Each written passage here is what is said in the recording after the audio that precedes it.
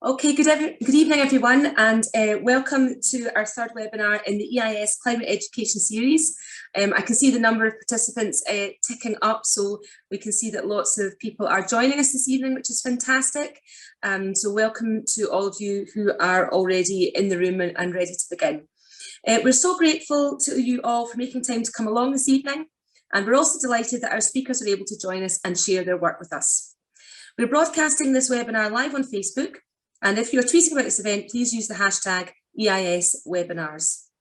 My name is Nicola Fisher. I'm Equality Convener for the EIS, and I'll be chairing this event this evening, and I'll introduce the speakers to you just before we hear from each one. Our chat box is open for you to share any questions with our speakers. We will select some questions and put these to them at the end of the event. Before I introduce the first speaker to you, I just wanted to let you know that the EIS is carrying out lots of work in the run-up to and beyond COP26. You can find details of all this work if you haven't already, including where to sign up to future EIS webinars on the EIS webpage, which is www.eis.org.uk/climate change. Our first speaker this evening is Juliet Harris, and it brings me great pleasure to introduce Juliet to you. As I said before, our third climate change webinar is taking place this evening, and we're going to look at how we can include children and young people in the climate change movement through a rights-based approach. Juliet is the director of Together, the Scottish Alliance for Children's Rights. Over the past decade, Juliet has led work to progress the human rights of children across legislation, policy and practice. She is Vice Chair of the Children's Parliament, a trustee of the Environmental Rights Centre Scotland, and is a founding member of the Observatory of Children's Human Rights Scotland.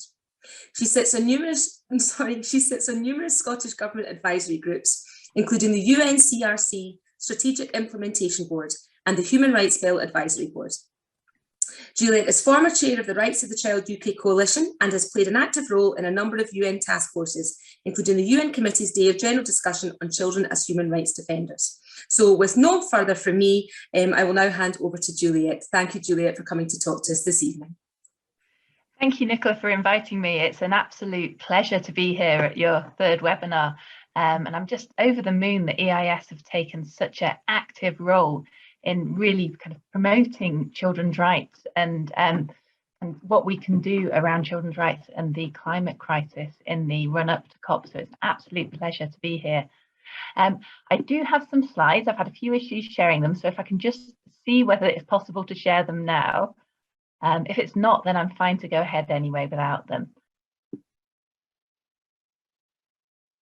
I think it's working. Perfect. Thank you.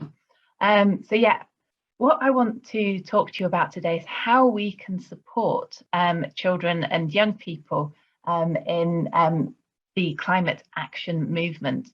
Because I know there is just such a key role for schools and for teachers to support and empower children and young people as human rights defenders in the climate action movement. And I know there's kind of deep experience of this just in recent years since the school strikes have begun. I know Nicola's already kind of said a bit about me. I'm Juliet from Together, but if I can just go on to my next slide, it's probably worth saying a little bit more about Together, the Scottish Alliance for Children's Rights, as part of my introduction. Together is an alliance of over 470 members, and we work together to improve the awareness, understanding and implementation of children's human rights in Scotland. And so our membership is made up of big international children's organisations that everybody's heard of, like UNICEF UK, Save the Children, also national organisations, Barnardo's, NSPCC, but really importantly also smaller community groups, parenting groups, after school clubs, professionals who work to further children's rights. And as a membership organisation, really, people join us because they share our vision that all children and young people growing up in Scotland should have all of their human rights protected, respected and fulfilled all of the time. And so please, if you're not already a member of Together, to do a quick pitch, then please do go to our website, think about joining us, sign up for our e-newsletter, follow us on social media.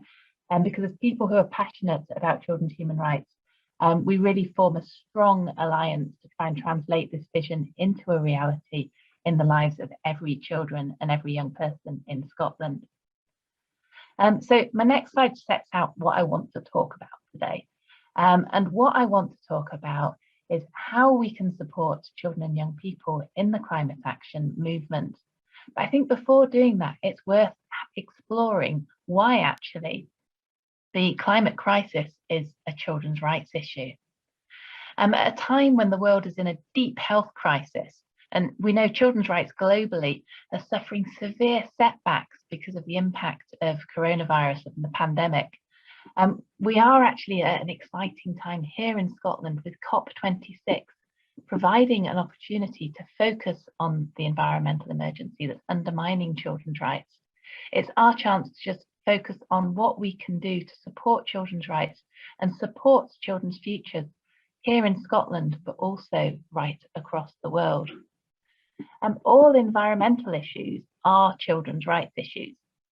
So whether we're talking about environmental degradation, the use of toxic chemicals, or climate change, every single one of these issues has a dramatic impact on the quality of life of us all as human beings, but particularly a devastating impact on the lives of children.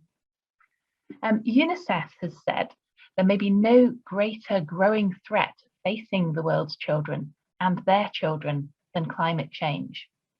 And we know, looking across the world, thinking about COP26 and all the world leaders coming here, every year more than 1.7 million children under the age of 5 lose their lives as a result of avoidable environmental degradation.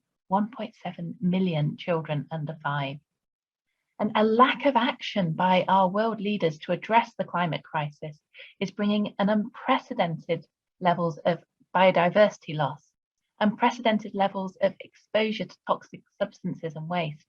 It's bringing widespread pollution of the air, the water and the soil. And I think even just this week, we can reflect on that, on the vote of the UK government to allow sewage to continue being put into our rivers and into our streams across the UK. So the effects of the climate crisis are disproportionately experienced by children, and disproportionately experienced by the most vulnerable of children, children in poverty, children with disabilities, and other children in vulnerable situations. So on my next slide, I kind of set out what the right to a healthy environment is for children and young people. Because I think the link between children's rights and the climate crisis aren't widely taken into account. And so I wanted to just set out on this slide what the UN Convention on the Rights of the Child actually says about children and young people's rights, and then drill down into a bit more detail about what it means in terms of a right to a healthy environment. The United Nations Commission of Human Rights, Michelle Bachelet, has recently told the global community on climate change that a safe, clean, healthy and sustainable environment is the foundation of human life.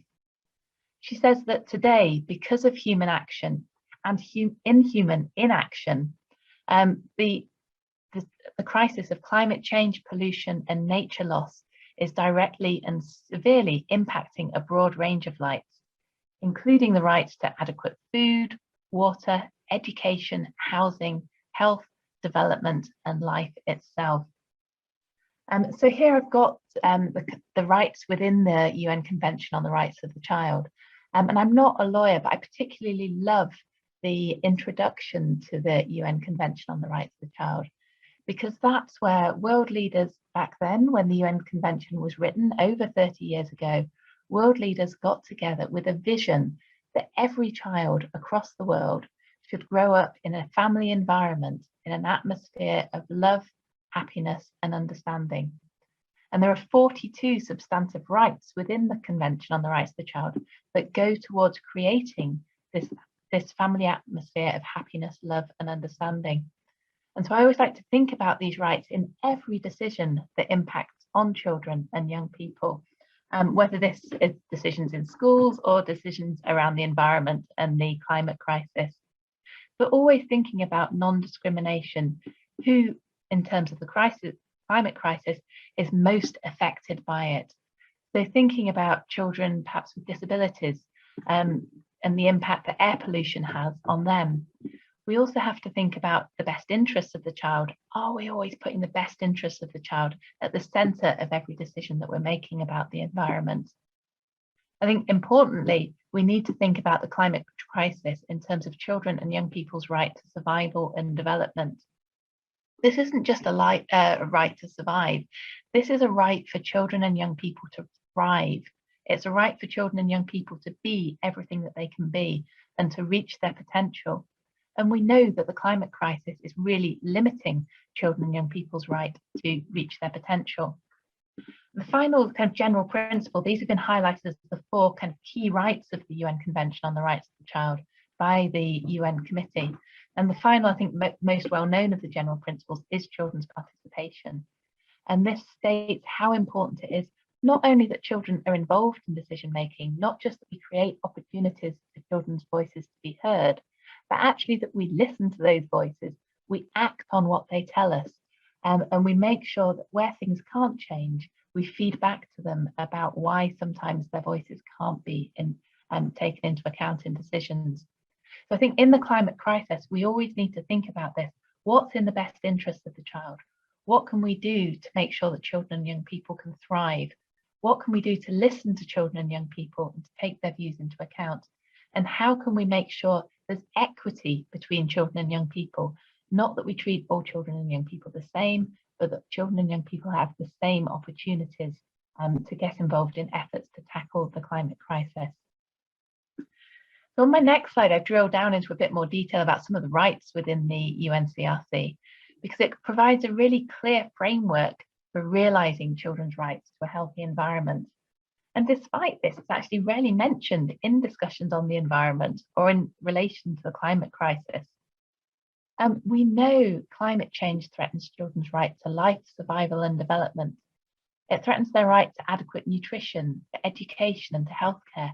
These are all rights that are enshrined within the UNCRC. The UNCRC includes children's rights to clean air, to safe water, to adequate sanitation, healthy and sustainably produced food, non-toxic environments to learn and play in, and healthy biodiversity. All of this can be read into the 42 rights within the UNCRC. But despite this, the climate crisis isn't being seen as a children's rights crisis. So millions of children across the world are calling for more urgent and ambitious action to tackle the root causes of the global environmental crisis. Children and young people have had to take it upon themselves to be at the forefront of efforts to raise awareness and take action on environmental issues. And this has included leading and inspiring efforts to tackle climate change.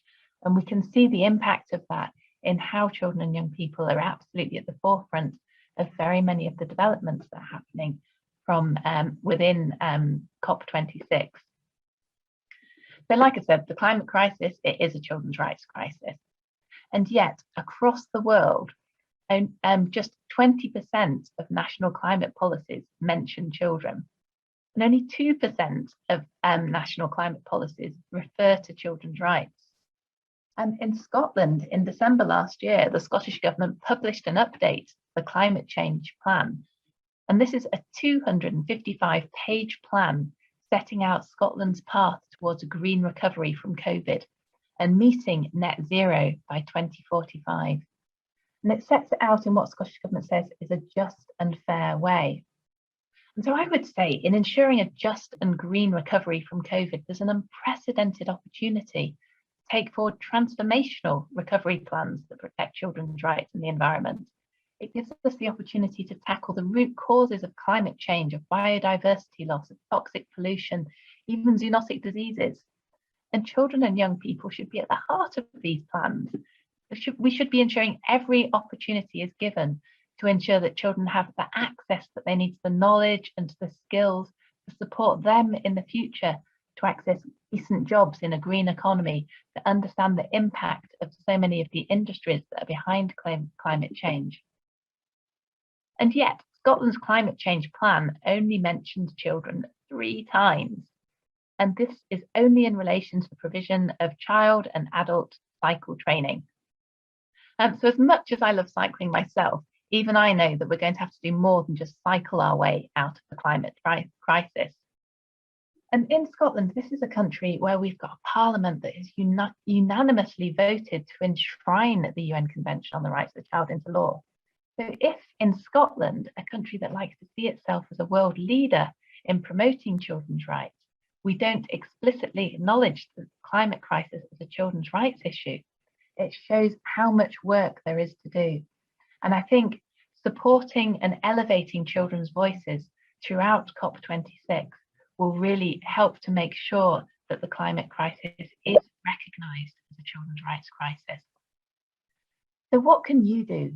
What role is there for teachers and for schools to support children as human rights defenders in the climate action movement? How can we make sure that children and young people are not only heard, but that their calls are listened to and that they're acted on? What role do we have in Scotland in making sure that children's rights are at the heart of ambitious and concrete environmental actions in our communities, across Scotland and all over the world?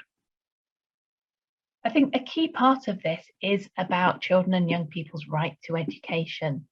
And on my next slide, then I've outlined Article 29, because it's something that I'm sure everybody here will know as teachers, but not everybody knows. But actually, the right to education within the UNCRC talks very specifically about developing children and young people's respect for the natural environment.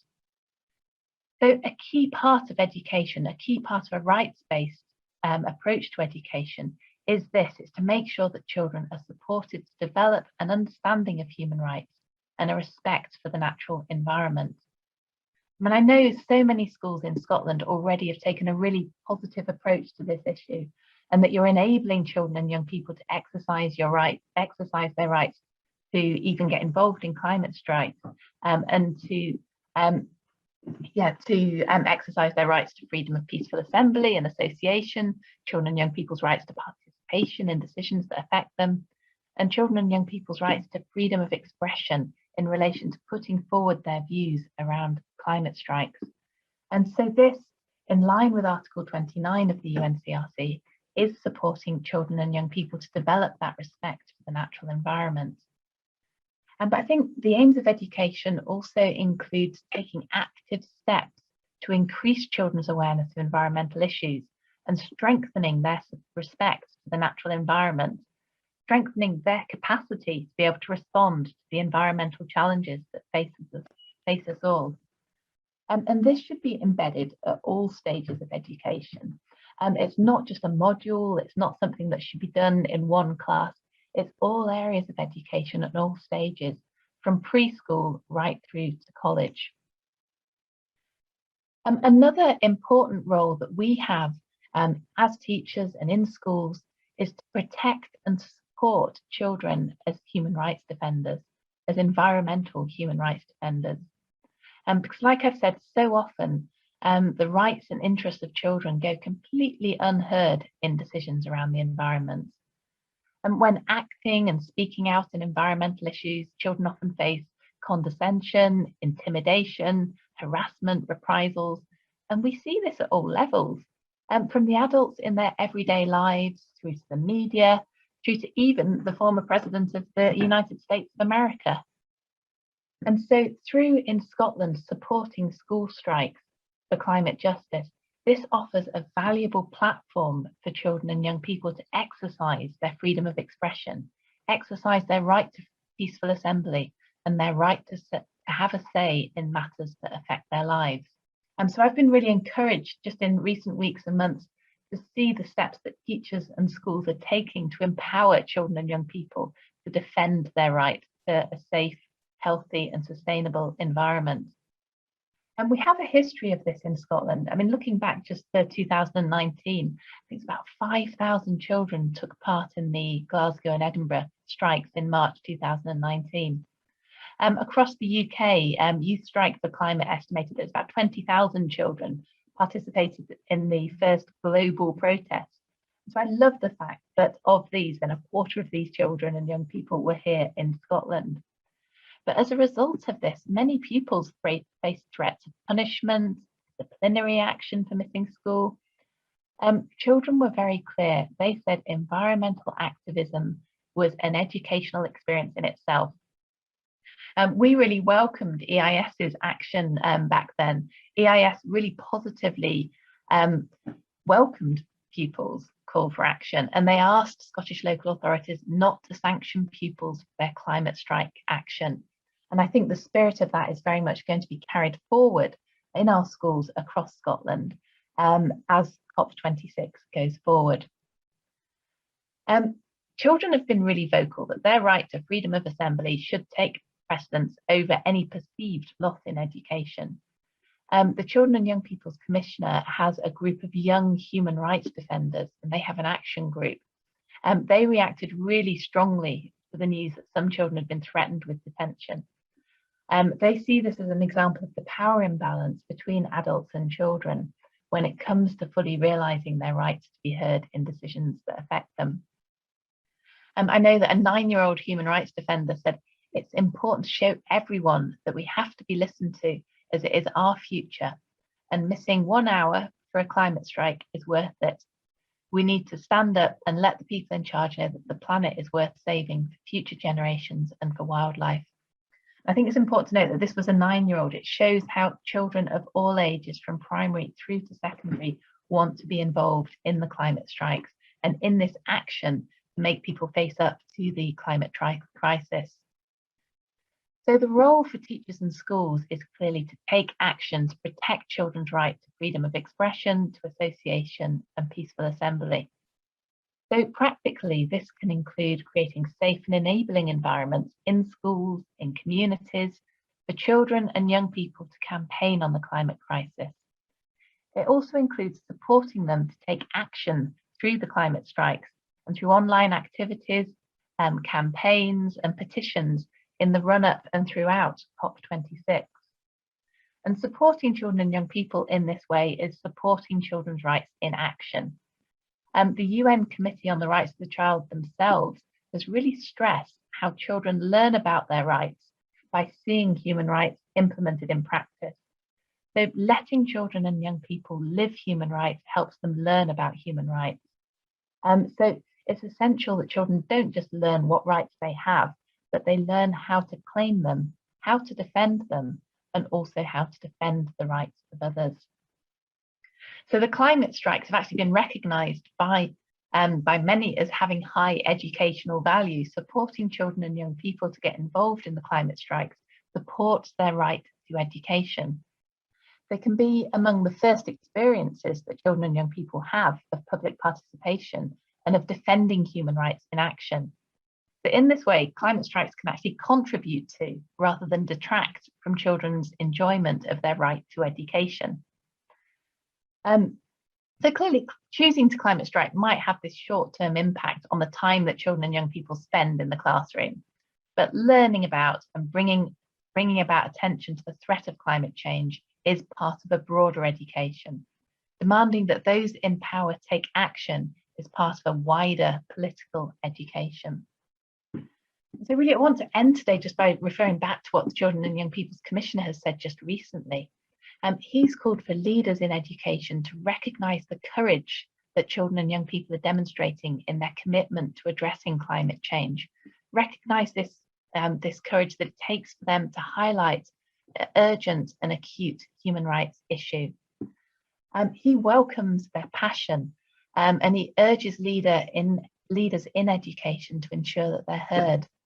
And so my urge today is really for us to really direct children and young people's passion, support children and young people's passion for the environment, and really do everything that we possibly can to support children and young people are heard.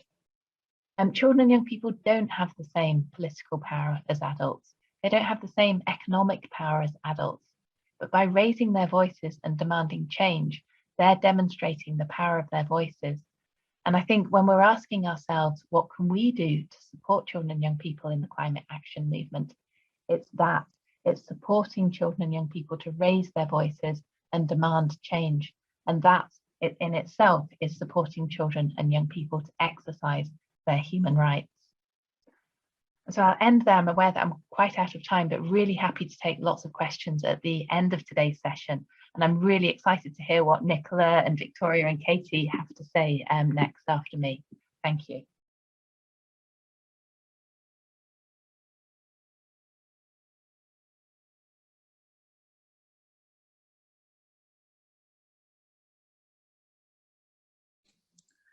Sorry, colleagues, of course, I did the fatal mistake there of not unmuting myself. So thank you to Leslie for the prompt. Just to say thank you to Juliet for her excellent presentation that she shared with us there. The chat box is open, colleagues, for you to share your questions with us if you wish. We will take as many as we can at the end after everyone's presentations. And to keep things moving along, I will now hand over to our second speaker, Lily Henderson. Lily is a youth activist with Fridays for Future Scotland. Fridays for Future, as many of you will know, is a youth-led and youth-organised movement which began in August 2018 after 15-year-old Greta Thunberg and other young activists sat in front of the Swedish Parliament every school day for 3 weeks to protest against the lack of action on the climate crisis. Lily has worked with partners across the education system in Scotland as part of Fridays for Future Scotland and their climate education campaign called Teach the Future. So if I could now hand over to Lily, and I know we're all really pleased that you could join us and we're looking forward to hearing from you. Thank you, Lily. Yeah, thank you for inviting me tonight. I'm just going to try and share my screen. Hopefully I do this right. Sorry. There we go. Hoping that works okay for everyone. So yeah, as I said, I'm Lily Henderson and I'm from Fridays for Future Scotland. And before I jump into how we begin, a wee bit about myself. So I'm 17 years old and I just entered my last year of high school and I'm based up in Inverness. And I've been organising the strikes locally in Inverness since I was 14, but in the past year or so I've been able to take on more roles within our national team, so for Scotland-wide, including running our social media pages, our outreach team, and a bit of finance as well thrown in there. But being completely honest, as we are mainly a bunch of teenagers, it's a bit chaotic at times and we all just kind of chip in wherever to really make the strikes and I guess our movement, you know, as good as possible. Today, I'm going to talk about how we began as an organisation, our educational campaign, Teach the Future, and our plans at COP. So how did we start? Well, we began striking through school in early 2019 after a group of youth strikers joined together to form Scottish Youth Climate Strike, as we're formerly known as, and this is the Scottish branch of the international movement Fridays for Future. And then that's our first photo of the first strike there in Edinburgh, which we had 3,000 people attend. And this led to the biggest climate protests in history, with 40,000 people coming along in Scotland in 11 different locations and 7 million people taking part worldwide. Both Glasgow and Edinburgh had over 20,000 people, and it ranged from, high school students, trade unionists, university people, and other environmental organisations such as Greenpeace and Friends of the Earth Scotland, who were super, super helpful in us trying to pull this together in quite a short space of time. For me, this was how I first got involved after I went to my local one down in Inverness. Just a bunch of me and my friends thought, seems like a good thing to do, kind of interested in it. The next thing I know, the following week I've signed up to join and I've been helping out ever since. And then, yeah, I guess it spiraled quite quickly from, organising locally to nationally. And now, yeah, I guess a bit of international stuff going on with COP happening in Glasgow.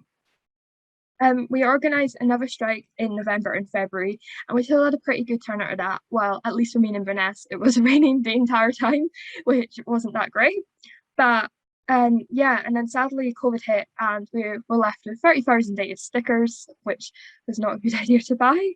But we were able to organise a live stream instead ahead of that, and that was really successful. And yeah, I'm really proud of our team managing to pull that together quite short notice. Until September 2020, we mainly worked away from the public eye, just kind of sorting out our internal structures and yeah, that type of thing, just making sure we were strong as ever from when we could be back on the streets. And then we did in September 2020, we had many protests across Scotland and a social media campaign which we ran to encourage people to send in strike photos, and that's all of them on the screen there. So we really did get quite a few. Just due to the rising COVID cases, we thought that was the best way to, still make an impact on the International Day of Action. And yeah, at the end of 2020, we did change our name from Scottish Youth Climate Strike to Fridays for Future, as we felt it was better fit for us. You know, with COP coming to Glasgow, we'd be able to be connected a wee bit more with our international counterparts as well, and just have that more sense of solidarity between us.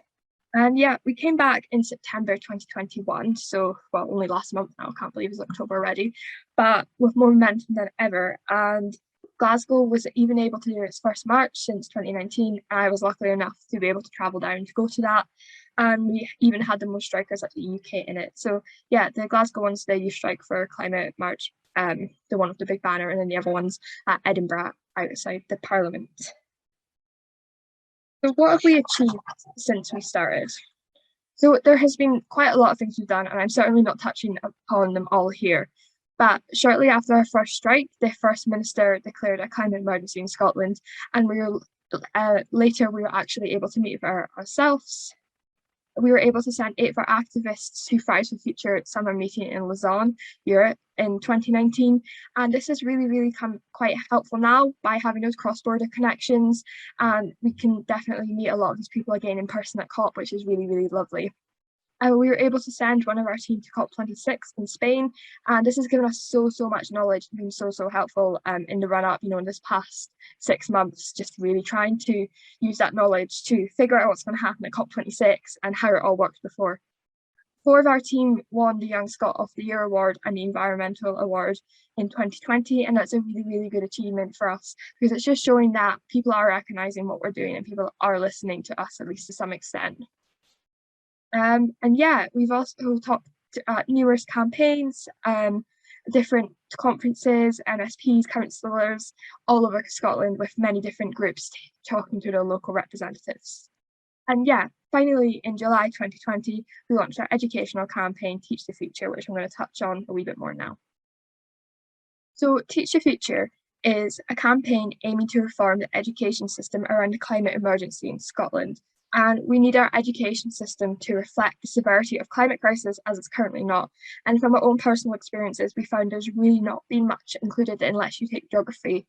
I didn't take geography as a subject, so I haven't done climate change at all in school since I was S2, which that's quite a while away now, and I think that's a bit unacceptable that nobody is, you know, having that well-rounded education on something so important that is just going to impact our future so much. So we have 4 asks in Scotland that we're trying to, you know, that we're using to try and achieve our overall aim, I guess, of having climate change incorporated.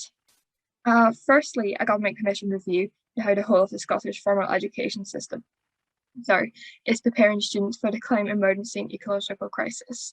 And to break this down, what it really means is that we like a review to see what all the flaws are, and, you know, a starting point for us to be able to build off and just, yeah, see what exactly we can do to, you know, fix the education system and kind of weave climate change in there like a golden thread, is what we like to say quite a lot.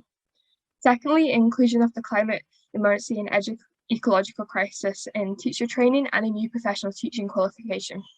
We came up with this ask as after research we conducted had found that 70% of teachers in the UK feel that they haven't received adequate training on climate education and climate change.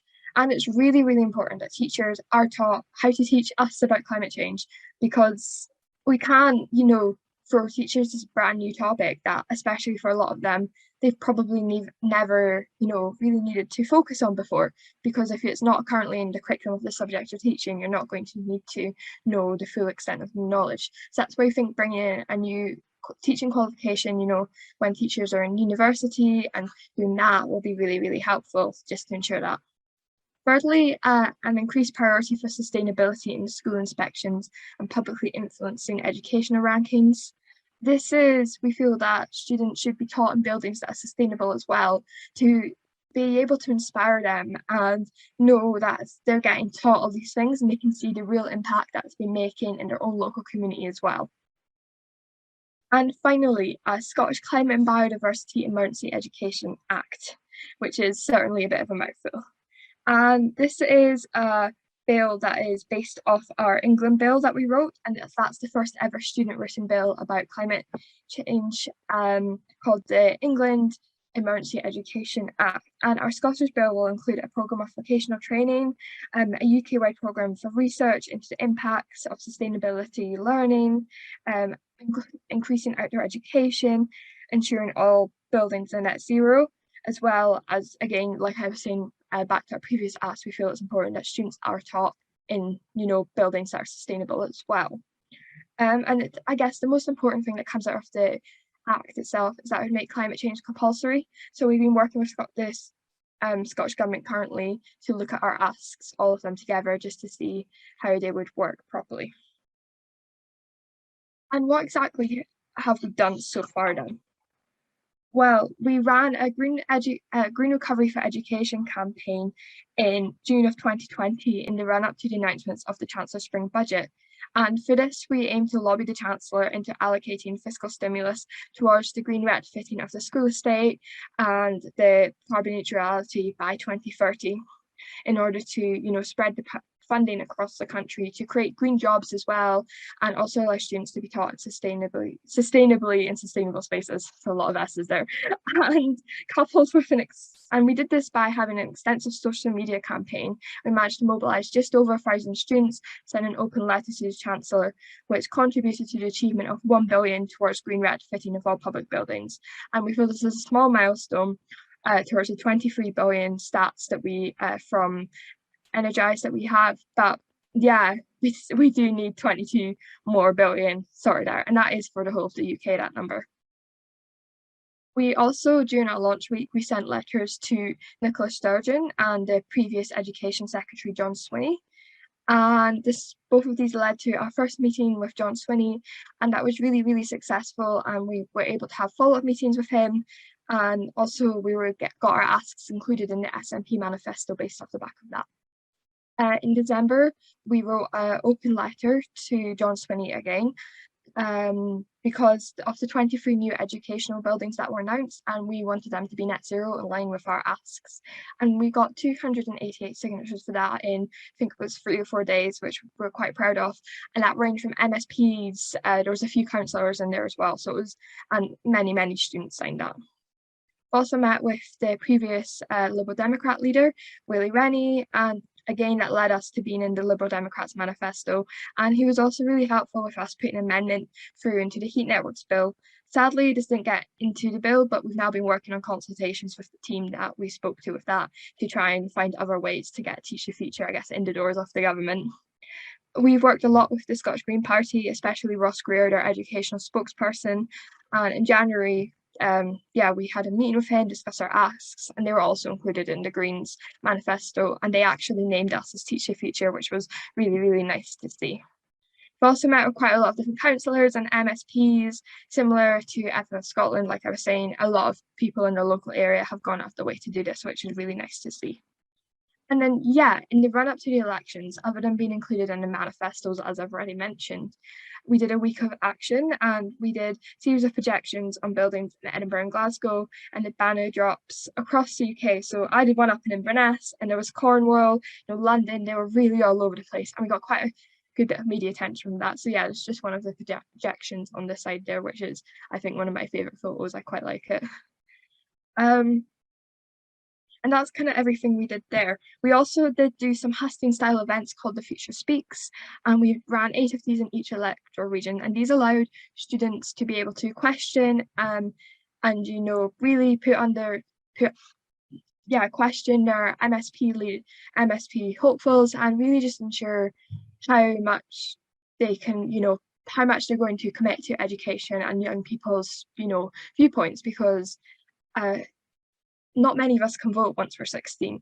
I was lucky enough that I was able to, but there was still an awful lot of young people below 16 concerned about the climate crisis, and we need to ensure that those voices are heard as well. So finally, with COP happening in Glasgow, we have a lot going on as FFF Scotland. So on the 5th of November, we are mobilising people across the world to strike in Glasgow during COP26. And we'll be marching from Kelvin Grove Park to George Square. We'll be having a rally with live music, speakers, including Greta Thunberg and Chris Mitchell from the GMT Union. And yeah, we welcome everyone to come along. So no matter your age or occupation, whether you're in education or not, it's really, really great to get as much support as possible on the 5th. And yeah, if you're free that day and you fancy coming along, it'd be really good. We've got quite a few schools that are letting their pupils actually, you know, go away for the day and not have an authorised absence down on the record rather than unauthorised, which I've certainly had a few of in the past. But it's, yeah, definitely, if you're teaching, you can try and talk to your pupils about this. It would be really, really great. And then on Saturday the 6th, the next day, we're also again marching from Kelvin Grove Park at 11:30, this time to Glasgow Green though. And in this, FFF Scotland will be leading the youth block there. And again, there'll be a lot of speakers and a wee rally going on, and there's quite a big turnout expected at this one here. And again, if you're free on that Saturday, I'd highly recommend coming along to this march in Glasgow.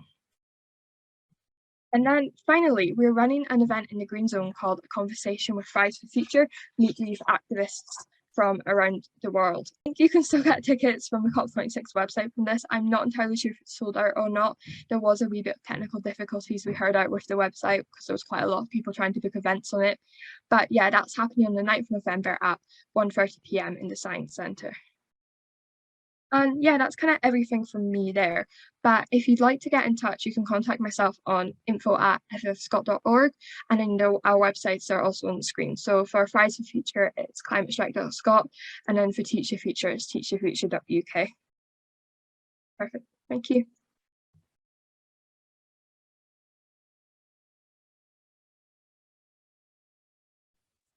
I'll get the hang of this by the end of the meeting. Thank you so much, Lily. It was fantastic to hear about all the amazing work that you've been doing and that the other activists in Fridays for Future and Teach the Future have been doing. And hopefully people will join you at the events that you highlighted there at the end, just to remind all the participants here this evening that the EIS is encouraging its members to attend the COP demonstration on the 6th. There will be a big trade union block. You can get more details on the EIS website. You can get more details from the STUC and also from the local association secretaries. So please do join that demonstration on the Saturday. And of course, Lily also highlighted another event on the 5th and another one on the 9th.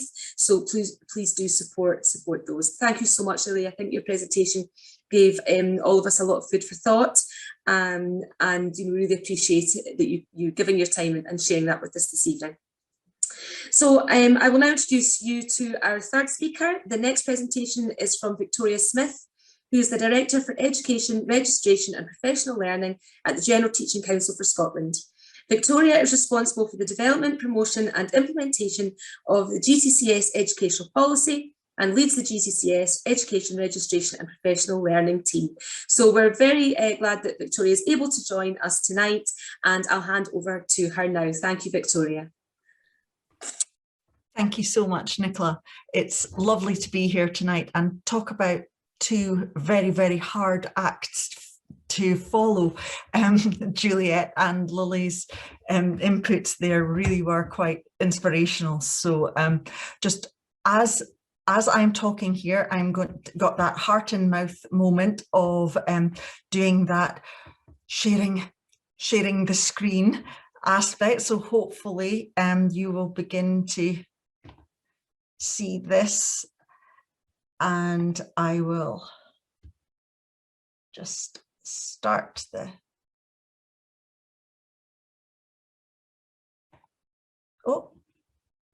there we go. Now can I ask, are you seeing the slides there? You are. That's wonderful, Nicola. Thank you so much for confirming. Really, when it comes to how we can support young people in the climate action movement, being from the General Teaching Council for Scotland, of course, one of the greatest supports that I believe is present for our children and young people comes in the form of the human beings who are interacting with them and educating them on a daily basis. So not just for short bursts of time where there may be increased focus, but those who interact with them and educate them on a daily basis as part of their normal curriculum, that is their teachers, and the professionalism of the teachers and enabling the professionalism of our teachers. That is how we really support our young people in order to be empowered, in order to take action. So from the course of tonight, I will hope to frame how we can support young people through teacher professionalism. I'll also talk in detail about the Professional Standards 2021, and hopefully that will give Lily some reassurance as well with regard to some of the 4 asks that she spoke about there in organisations and education, taking real action in order to ensure that climate and learning for sustainability is part and parcel of the curriculum, so that it's not just into geography up until your 2nd year and then you don't hear anything else, which was the example that Lily gave of our own experience. We'll explore the expectations regarding the key cross-cutting theme of learning for sustainability within the Professional Standards 2021, which of course are the benchmark standards for all of Scotland's teachers. And then I'll also highlight the resource for learning for sustainability teacher professionalism that's contained on GTC Scotland's website, before maybe, if there's time, maybe mentioning some of the future work that GTC Scotland's hoping to take forward in order to support their profession a little bit further. So the professional standards belong to Scotland's teachers, and GTC Scotland, as you will probably all be aware, is an independent profession-led body which acts as the guardian for the professional standards with and for Scotland's teachers. There's been professional standards in Scotland for over 20 years, and they have multiple purposes, of which I'm showing on the slide here. The professional standards for teachers have been refreshed and were enacted in August 2021 as part of a commitment for continuous improvement, a responsiveness to ongoing curricular developments, and in order to reflect developing policy and thinking. Crucially, the refresh of them has taken place after seeking out and listening to the feedback from all our registrants and also key stakeholders. The refreshed and restructured professional standards for teachers, as I said, were enacted, and it was actually on the 2nd of August 2021, and all 5 have been written for and by the profession. There's now a section in them called Being a Teacher in Scotland, which highlights professional values and grounds professional standards as the frameworks that support what it means to become, to be, and to grow as a teacher in Scotland throughout that entire teaching journey.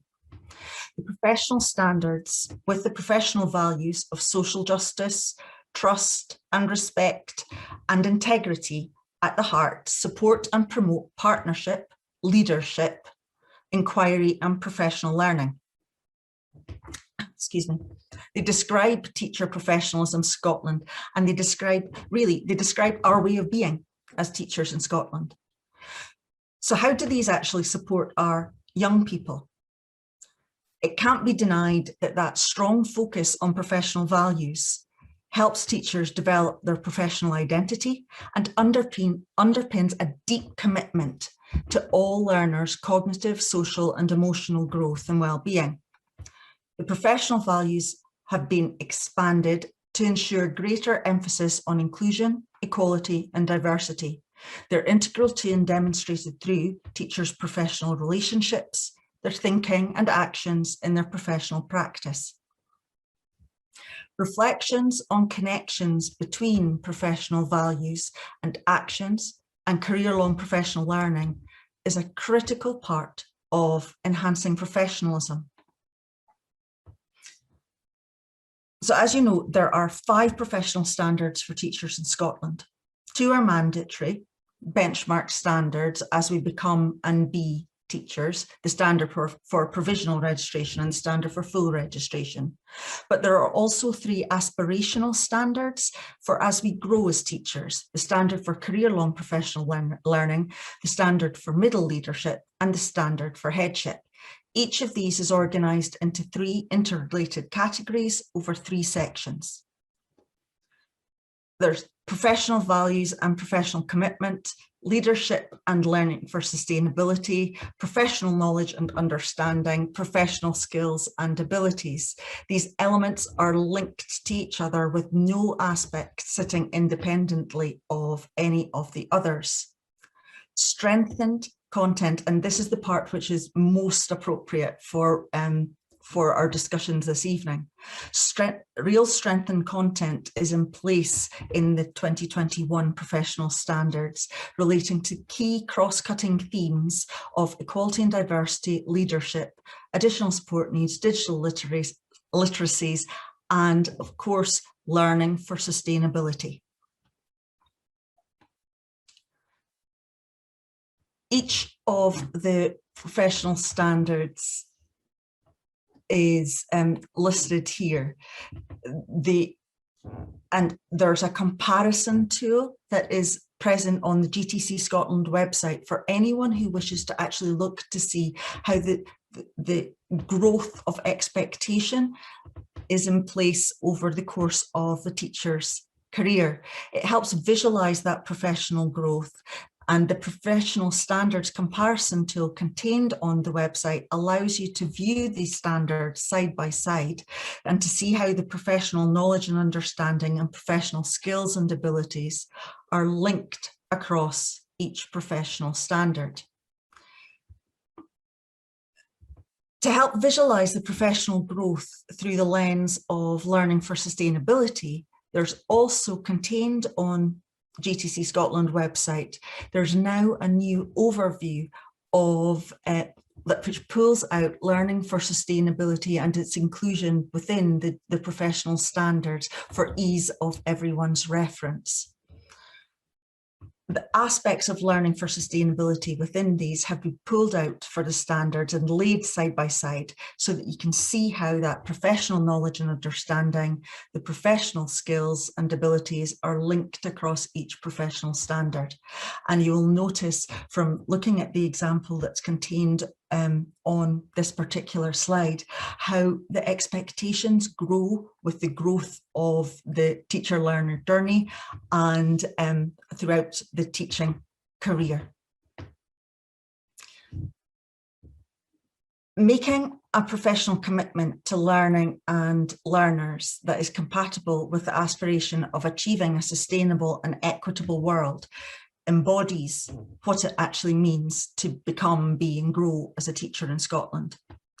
And learning for sustainability is that underpinning theme across the 2021 professional standards and is interdependent with the themes of professional values and leadership.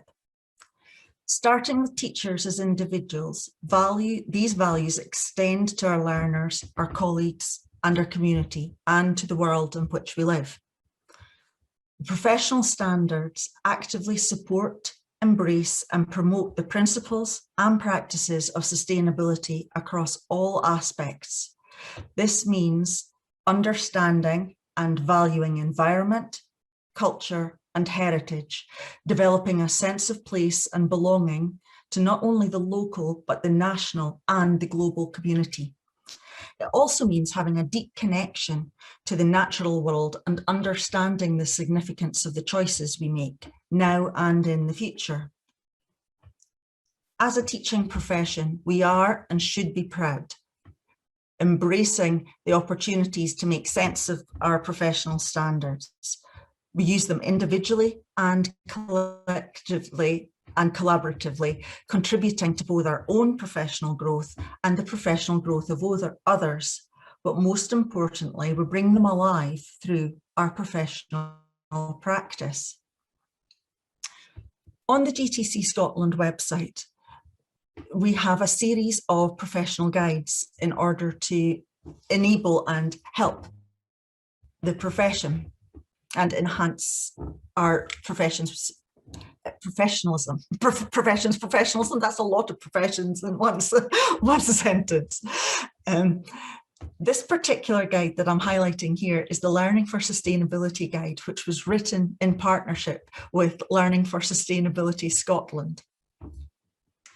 There's the purpose of the guide, as you can see there, is to provide that opportunity for people to be able to reflect on their practice in relation to the professional standards.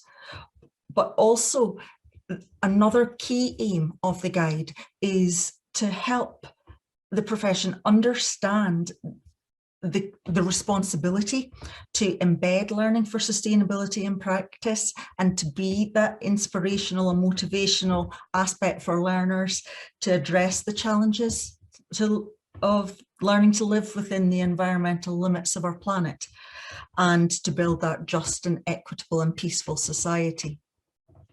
Through feedback, we realised that this was required, as we have learned from many of our colleagues that they have the desire in which to take forward learning for sustainability, but they may not necessarily have the clarity or indeed the confidence in order to fully understand exactly what learning for sustainability actually is, which may mean that they may veer away from it slightly within the classroom.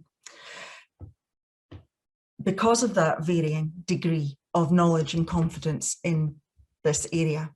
As one of GTC Scotland's key role is to enable and to increase professionalism, it's therefore important that we help to provide resources which ensure that the profession does have clarity in this regard, because really to be clear is to be kind and to enable our professional colleagues. So within the professional guide itself for learning for sustainability, which I would urge, if along with the other professional guides, if you haven't had the opportunity to read them yet or to engage with them, please do take that opportunity. The professional values, skills and knowledge are inextricably bound and are all central to learning for sustainability. The Scottish 19th century visionary Sir Patrick Geddes spoke about the merit in engaging heart, hand and head in order to achieve truly transformational learning. And it's this holistic approach that encapsulates the kind of ethos that underpins learning for sustainability. It also contains at the end a series of reflective questions that you can use either individually or in small group contexts or staff context in order to really explore learning for sustainability, what it means for you and also what it means for your curriculum. It also points and provides links in the electronic version to other useful resources to enable the professional learning to be advanced in this field even further. So really, learning for sustainability is a cross-curricular approach.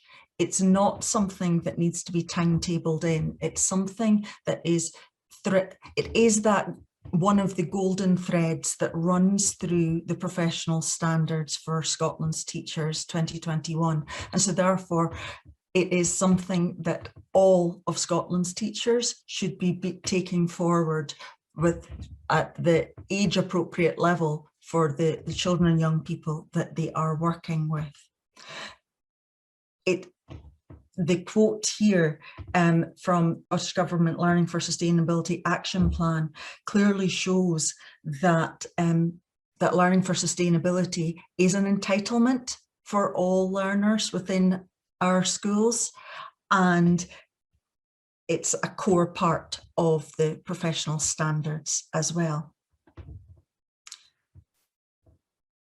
The crucial aspect, again, from this UNESCO quote is, of course, the fact of that through the teaching of learning for sustainability and the discussion of all things concerned with learning for sustainability, it empowers learners of all ages with the knowledge, skills, values and attitudes, and indeed the confidence in which to take forward the kinds of actions that Lily was describing so eloquently earlier on.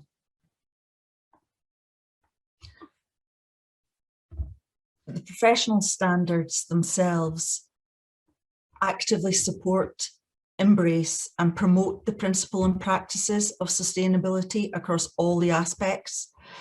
They make a professional commitment to learning and learners that is compatible with the aspiration of achieving a sustainable and equitable world, and really embodies what it actually is to be a teacher in Scotland.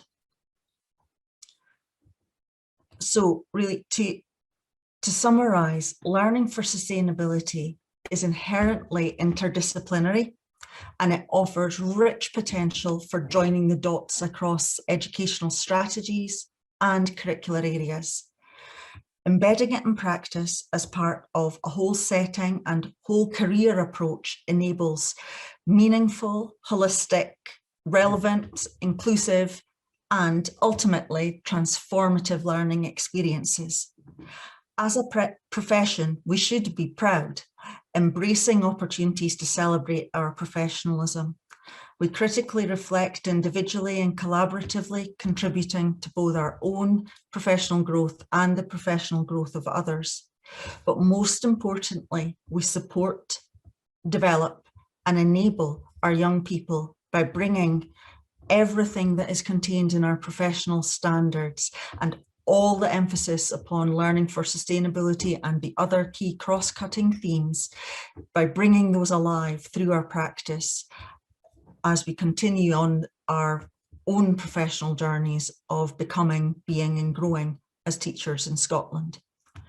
In order for future work for GTC Scotland, in order to continue to support the profession with understanding and enabling professionalism in this aspect, we're currently commissioning some work with Learning for Sustainability Scotland in order to develop a Learning for Sustainability hub, which should be a really useful tool in order to enable the profession to learn a little bit more about learning for sustainability in order to be able to support and ensure that the children and young people with whom we interact on a daily basis get the best possible basis on which to build their own opinions and their own stance in order to take forward any movement that they feel is most appropriate for them to do so. Thank you very much for that opportunity there, Nicola. Thank you.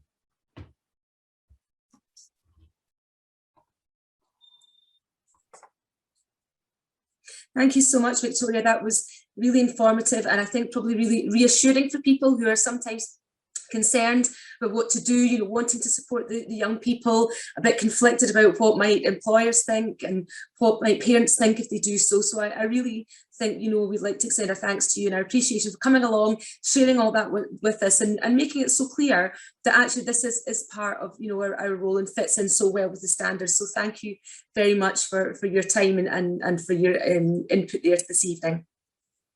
I will now hand over to our final speaker this evening, Katie Reid. Katie is the Children's Voices Programme Manager for the Children's Parliament. She has supported children's participation in Scotland's Climate Assembly and has been working with children across Scotland since October last year. We're absolutely delighted to have you with us, Katie, and I will hand over to you now to hear from you as our final speaker of this evening. Thank you, Katie. Hi, thank you so much for inviting me along this evening. And like everyone here, I'm going to just do a little bit of manoeuvring with the slides to make sure that I can share them with you this evening. So if you can bear with me for 1 second.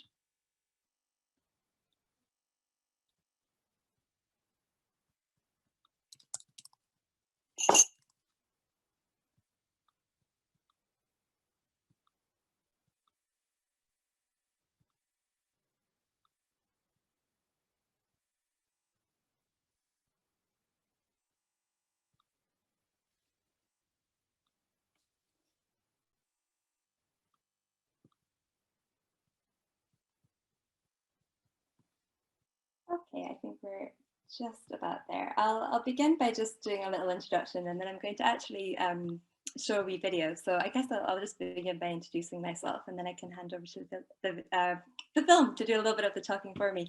So thank you so much for having me here this evening, and yeah, special thanks to Juliet, Lily, and Victoria for such interesting presentations, and also for really setting the scene for the kind of conversation I'm going to be having this evening with you all. So my name is Katie Reid. I work for the Children's Parliament, Scotland's Centre for Excellence for Children's Participation and Engagement. And as a rights-based organisation, Children's Parliament is concerned with the realisation of children's human rights as outlined in the United Nations Convention on the Rights of the Child. And this means that we recognise the climate crisis as a children's rights crisis, as our other speakers tonight have also outlined.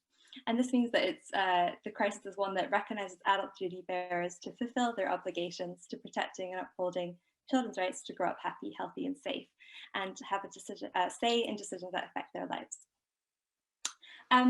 For those of you who may not be familiar with Children's Parliament, the Children's Parliament was actually founded 25 years ago here in Scotland, and next month we'll be celebrating our 25th birthday. And interestingly, and something that I've kind of been reflecting a lot on over the last year through our work with the Climate Assembly, is that the climate crisis has been a key issue for children across Scotland since Children's Parliament was founded in 1996. And it's really interesting that children have repeatedly told us that they do not have a chance to meaningfully share their views and ideas around climate change. And this is especially true for children under the age of 14 years old. So this evening, I'm going to begin by sharing what members of Children's Parliament have been up to as part of their involvement in Scotland's Climate Assembly. It's been a huge privilege working with just over 100 children over the last year to ensure that their views and ideas informed the first Climate Assembly here in Scotland. And it was the first Citizens' Assembly to have directly involved children under the age of 16, which again, thinking about children's rights, has shown to be a kind of unique and really significant realisation of children's participation rights. This time in the context of deliberative democracy. Ideally, members of Children's Parliament would be here with me tonight to talk about the amazing work that they've been doing. But as you can all imagine, with CUP coming up in the next few weeks, they're incredibly busy. And so instead of having them here tonight, I'm going to show a short film which captures the process of the children's participation in the Climate Assembly and their key calls to action. And then afterwards, we can reflect a little bit on the process as an adult facilitator, guiding that process with the children, but also some of the things that we're doing now and how we can involve other children, young people, and schools across Scotland in learning from some of these experiences that we've had over the last year, and how we can involve the likes of teachers in schools in COP26 activities that we're currently involved in. So I'm just going to pull up the film now. So if someone could just let me know in the chat that you can see it, that would be great.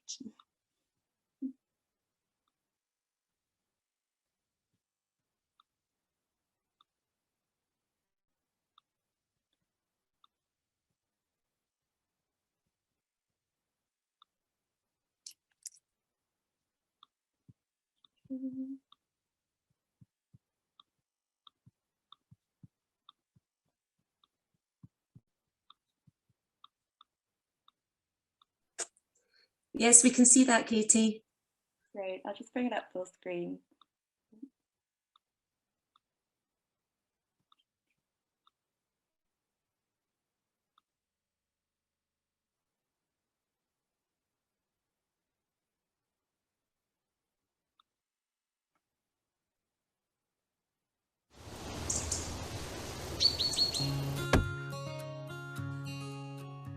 "2021 is a very special moment in history for children in Scotland.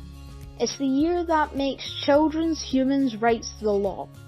An important part of this is making sure we can have our say and be taken seriously. For 25 years, members of the Children's Parliament have been sharing their views on what kind of Scotland they want to grow up in. Now, for the first time, we've been involved in a citizens' assembly in Scotland about one of the most important issues to us, tackling climate change. In October 2020, 100 children were invited to join the Children's Parliament to investigate how to tackle the climate emergency as part of Scotland's Climate Assembly.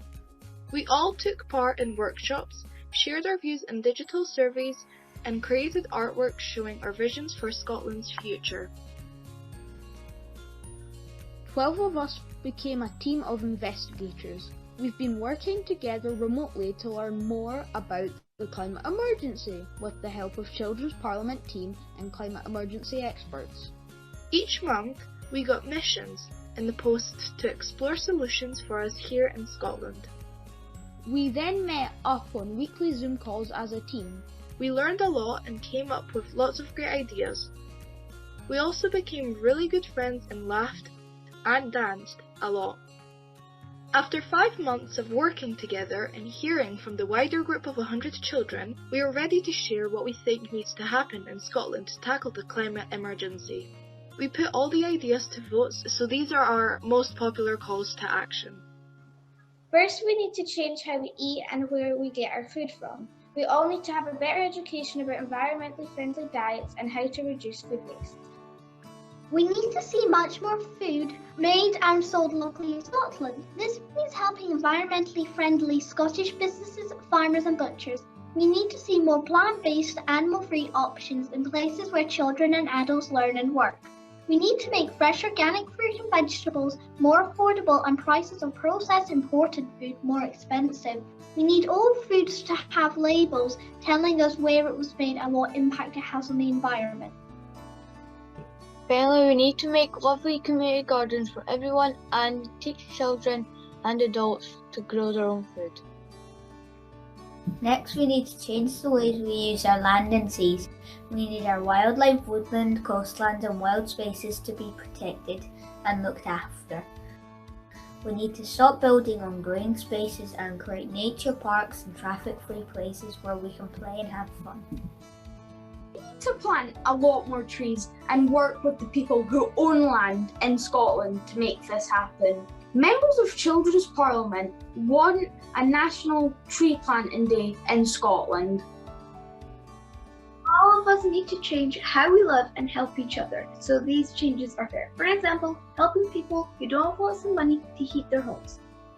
We think we should have sharing libraries in towns, cities and villages for sharing toys, clothes, food, books, music, everything. We also need to add more recycling bins for things that can't be used again and better instructions to follow. We definitely need to make environmentally friendly things in shops cheaper and easier for everyone to choose. This means banning plastic packaging and single-use plastic in Scotland.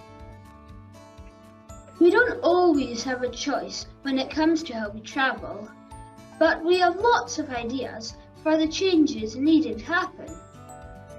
We also need to make electric cars cheaper and actually make most of them here in Scotland. We really need to get more people cycling by making safer cycling paths and having sharing bikes in villages, towns and cities.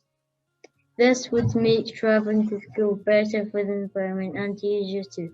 Lots of us love the idea of walking and cycling buses and think these should happen all over Scotland. What we have learned is that we really need to learn about the climate emergency and what we can do. We need to make sure children know what's going on or how to get help if they're feeling worried. Children and adults need to learn how to grow food, compost, recycle properly, mend things, and plant trees. This also means spending less time sitting down at school and work so we can do these things. We need to help our nurseries and schools be better for the environment and make sure all children play and learn outside. Well, now it's up to you. After listening to what we have told you, we need action now, so everyone can grow up and live in a happy, healthy and safe Scotland. Most of all, we want to know what you want to do next. Please keep in touch so we can work to tackle the climate emergency together. Thank you from all of us at Children's Parliament.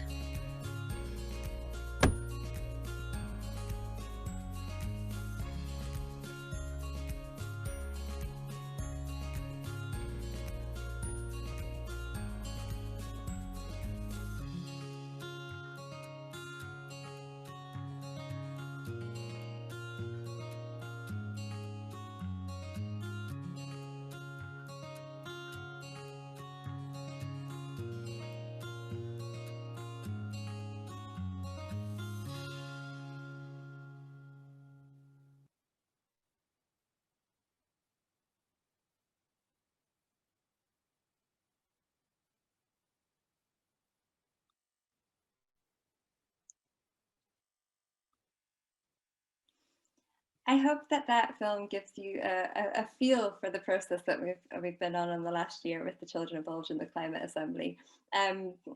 I guess, you know, this film was actually for the adult assembly members. That's kind of how we had that relational element with the adult assembly members involved.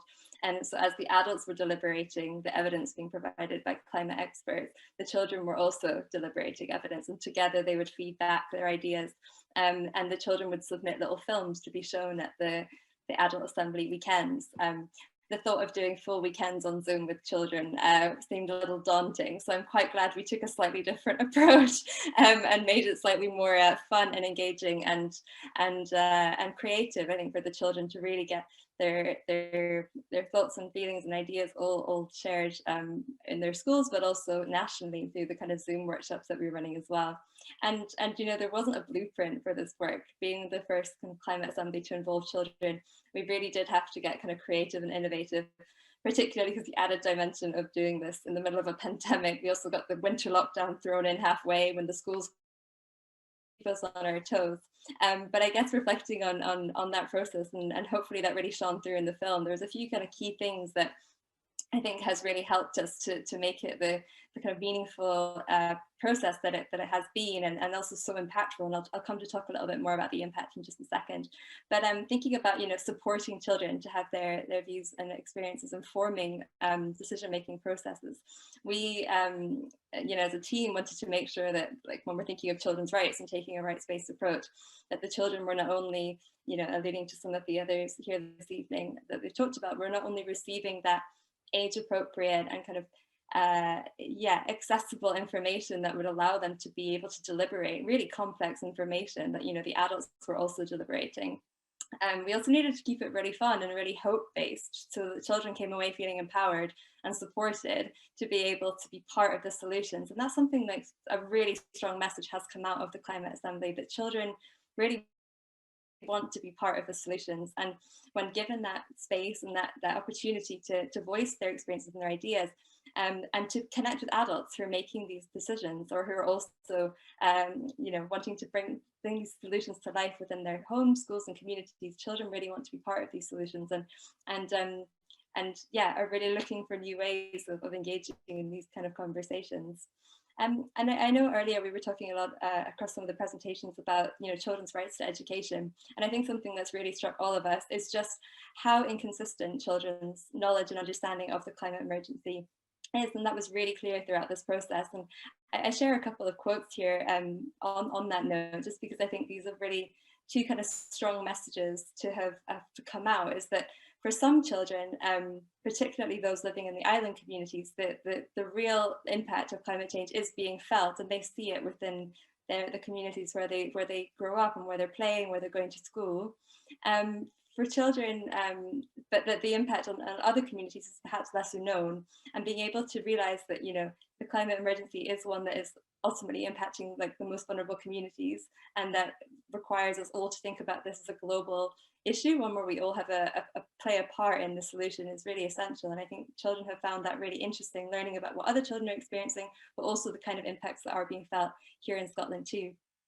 And then secondly, I think there's a part, and I put a quote down here from one of the members of Children's Parliament about how we frame, you know, climate education. And for some children, you know, the bigger picture is something that is being lost in schools, and the opportunity to, or the correlation between climate change and the many causes and the many impacts that it's having is not something that children feel connected to.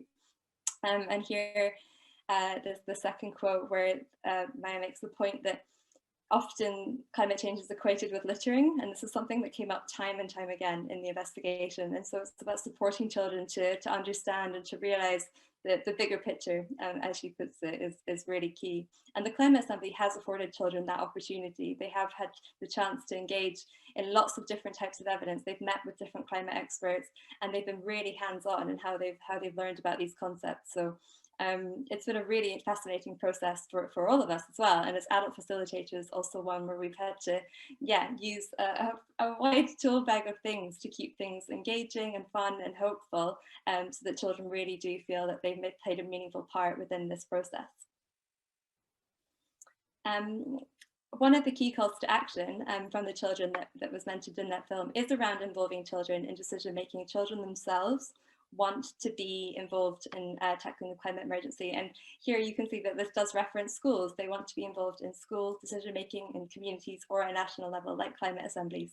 And I think this I wanted to share this the statistic down here. We as the children explained in the film, part of how we captured the views of children across Scotland was through surveys. And so here we can see that, like, children, only 16% of children that were involved feel that their views and ideas are listened to and taken seriously by adults, and sort of in decisions being made about Scotland. But conversely, if we look at the statistic about schools, 79% of children do feel that their views and ideas are listened to and taken seriously by adults at school, which is brilliant. But there is still that 21% to go. And so I think I really urge, you know, these conversations to be happening within the school environment and supporting children and to get involved. There is such an appetite for it, and yeah, we hope we can support in providing more information about what works for children and involve them in these conversations too. I'm conscious for time. I also, it's quite difficult for me to see the chat box, and so I'm wondering, Nicola, could you just give me a sign to see if I'm all right for time? I just want to make sure we leave enough time for our Q&A this evening. Yeah, yes, you're fine just now, Katie. I think Leslie will give you a heads up, so don't worry. Thank you. Okay.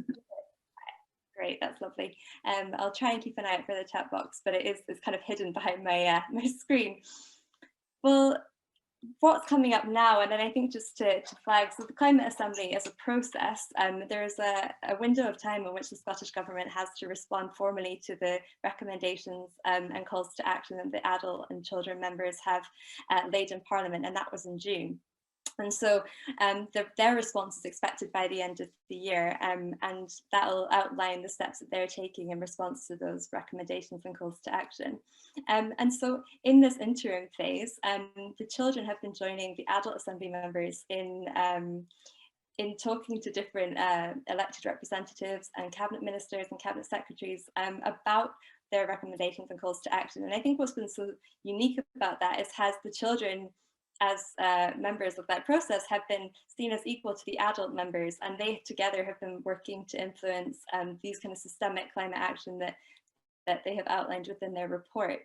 And we've also had so much international interest in this work that we have been encouraged to develop resources that would support others to conduct their own kind of climate investigation or climate assembly, because climate assemblies don't have to be something that happen at a national level. They're happening all over the UK and globally as well, in communities, in local authorities, cities. They can happen at different levels. And I think what has been seen is that there's a real interest in how we can use deliberative democracy as a way of involving children and having that kind of intergenerational dialogue between children and adults about tackling the climate emergency. And so what we've done is we've created a toolkit online called climateChangemakers.scot. The link's just down there in the bottom, which supports schools or communities to work with children to investigate climate change and thereafter come up with calls to action that they too can present to their elected representatives. And it kind of builds on the work that we did with the Climate Assembly and has adapted some of the materials there for anyone to use. So do take a look at that.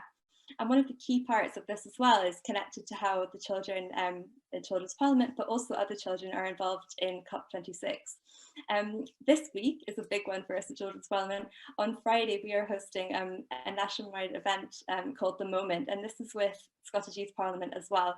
And together we've created resources for children and young people to host a climate surgery with their elected representatives, to talk about the kind of calls to action that they've come up with. And this is any child or young person can get involved, any school can get involved, any community group, youth group. And we are so thrilled to see so many climate surgeries ready to happen on Friday. It's going to be fantastic. And it's brilliant as well to have so many elected representatives really keen to get involved and really keen to engage. And I think it's really important to say that this is just the beginning of a conversation. You know, there's a lot of discussion about COP26 and the what if, what next.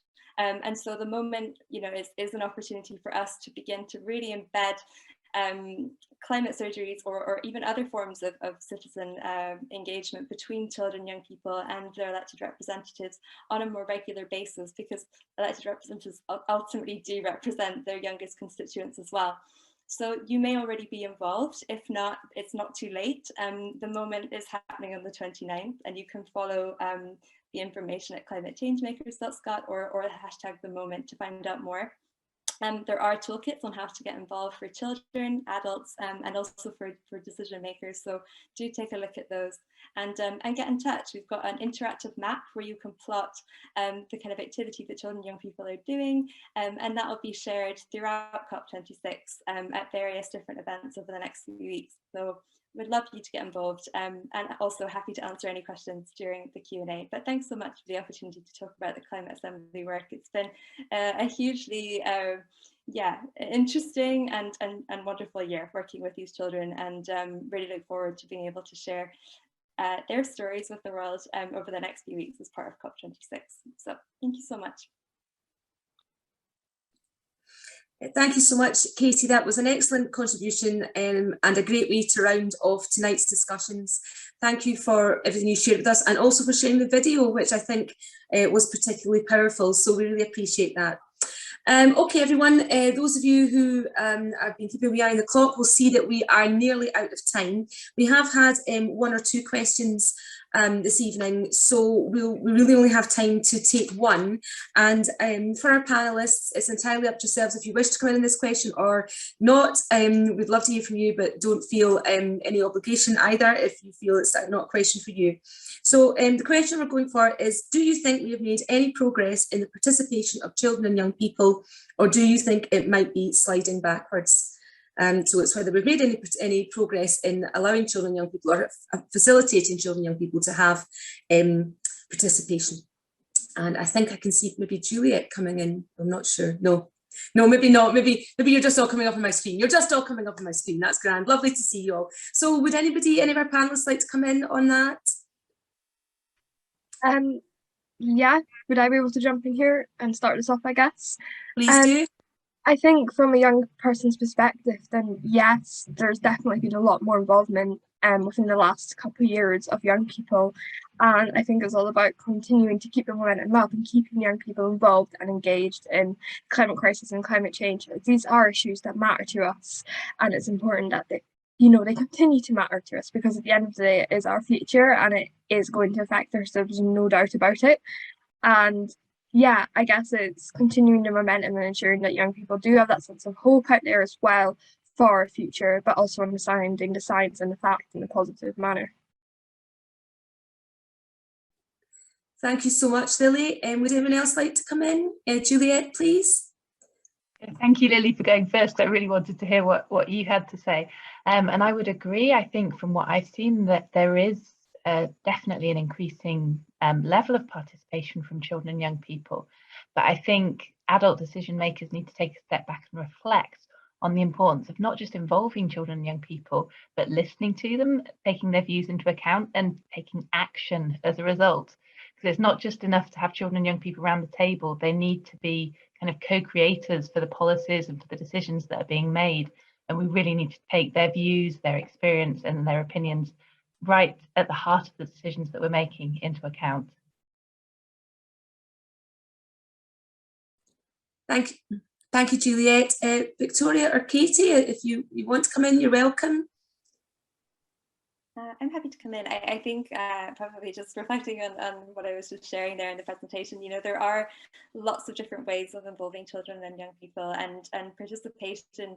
We've got to think about how we imagine that within the context of decision-making processes that already exist, but also how we can use creativity and innovation to think about them differently. And I think forms of deliberative democracy, which have been traditionally adult spaces, the more that we can see these as intergenerational spaces where children are seen as equal contributors as adults. There's always this phrase batted about with citizens' assemblies, which is ordinary citizens coming together. And I think something that we've tried to say is it actually is extraordinary citizens. And I think that's such an accurate way of putting it, where it's like, these are bringing people from all walks of life. And if we're thinking about that, that has to involve children and young people too. So how we can find new ways is something I think is also something to bear in mind. Thank you, Katie. And Victoria, I don't want to miss you out, but you don't have to come in if you don't wish. To be honest, Nicola, I would love to come in and add something extra, but I feel that everyone has kind of summed it up beautifully, that the involvement of children and young people, and indeed the engagement and empowerment of children and young people, really can't be underestimated, and